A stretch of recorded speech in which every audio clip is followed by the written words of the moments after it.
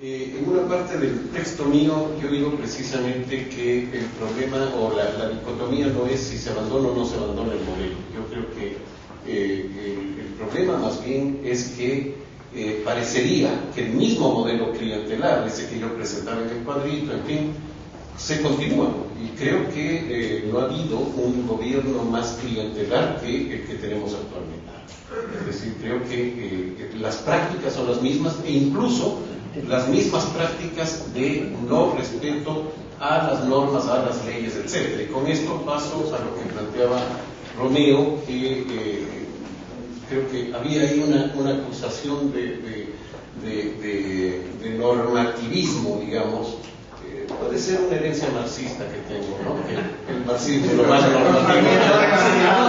Y puede ser que eso me haga ser normativo, porque evidentemente por ahí viene la cosa. Pero yo creo que cuando yo me refería, sobre todo, a un no respeto a normas, a reglas, etc., estoy refiriéndome, por ejemplo, a lo que acaba de hacer la Asamblea Constituyente en el Ecuador, que hace una constitución e inmediatamente dice no la vamos a respetar. Hacen leyes, la Asamblea Constituyente hizo leyes porque se arrogó la facultad de hacer leyes, expidió leyes y mandatos, una cosa que se llaman mandatos que jurídicamente no se sabe dónde ponerlos. Pero la ley de tránsito, por ejemplo, que sacó la Asamblea Constituyente, enviada por el gobierno, la ley fue de iniciativa del gobierno, la aprueba. Y a los pocos días de puesta en práctica, uno de los ministros de gobierno, porque hay 3 ministros de la política de gobierno, dice que no se respete tal y cual artículo de la ley porque eso está mal hecho y por lo tanto no se va a respetar. Es decir, lo que estamos haciendo en nombre de la revolución y que queremos que eso quede como una certidumbre, que quede establecido que así va a ser, no lo estamos respetando. No es el viejo orden. No me estoy refiriendo al viejo orden. El viejo orden hay que desecharlo, había que pasarlo por encima, había que pisotearlo, etcétera, de acuerdo. Pero el problema es cuando hacemos normas, ¿no es cierto? Y decimos, bueno, juguemos este juego, hemos trazado la cancha y decimos, no, mira, mejor no juguemos de esta manera. O sea, creo que ahí hay un problema serio, porque no estamos sentando bases firmes a esos cambios que estamos haciendo. O sea, así de simple. Entonces, me parece que más allá del debate de normativismo, digamos, y de ser formalistas en este tema, creo que es un tema de viabilidad de la propia reforma política y de viabilidad de la revolución, de esto que se planteaba, ¿dónde está la revolución? O sea, toda revolución que se respete empieza a establecer un orden rígido, ¿no? Y creo que eso es lo que no estamos viendo y me parece que es preocupante. Segundo, el tema de relación democracia representativa y directa que planteaba Carlos y planteaba también Marisa.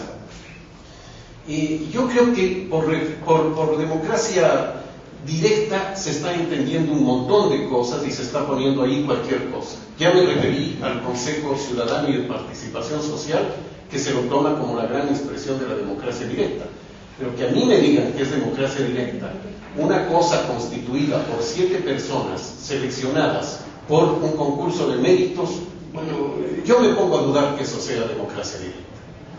Francamente dudo. Y si vamos a ver el otro tema, el de las formas de democracia directa que normalmente se encuentran en el mundo contemporáneo, que son la iniciativa legislativa, la revocatoria de mandato y la consulta popular bajo su forma de referéndum o de plebiscito, encontramos que eso ha estado presente en el Ecuador desde el retorno a la democracia, algunas de ellas, y la revocatoria desde el año 98.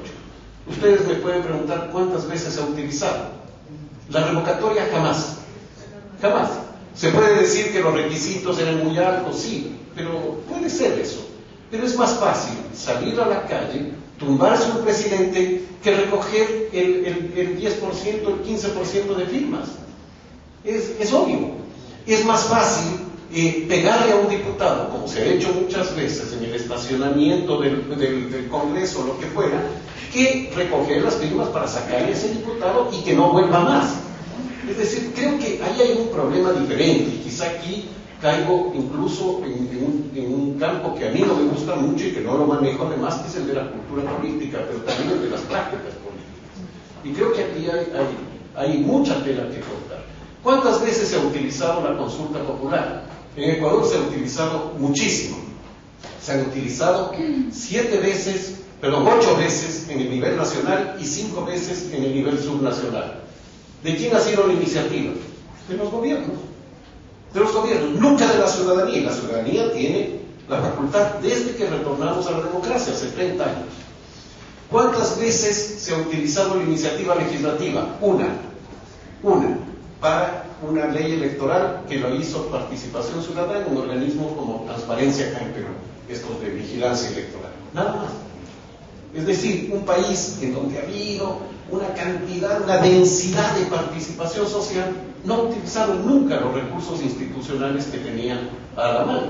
Entonces preguntémonos qué es lo que pasa. Creo que ahí hay un tema de divorcio entre prácticas e instituciones y que creo que va a seguir, no porque lo hayan hecho ahora, insisto, y así como han hecho la ley de tránsito, han hecho este otro tipo de cosas, no creo que van a decir qué lindo lo hicimos nosotros en Montecristi, todos tomaditos de la mano y gritando qué lindas son las ONGs. No, creo que es otra cosa. Tercero, lo de Marisa de 2 tercios, no, me expresé mal.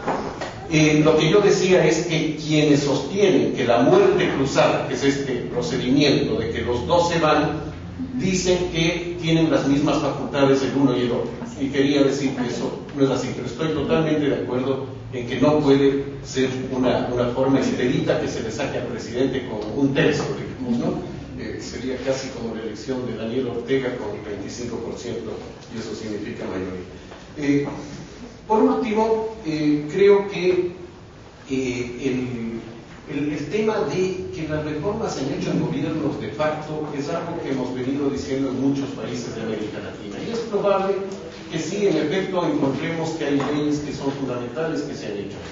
Pero los grandes procesos de inclusión social no se han hecho. Yo pongo el ejemplo de la inclusión de los indígenas ecuatorianos.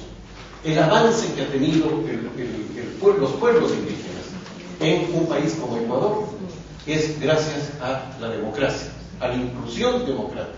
No una ley determinada, sino a un proceso de empoderamiento dentro de democracia que jamás se habría podido hacerlo en gobiernos dictatoriales. Entonces, quizá hay que diferenciar estos grandes procesos de inclusión social con leyes que pueden haberse dictado en el pacto de otro tipo. Bien.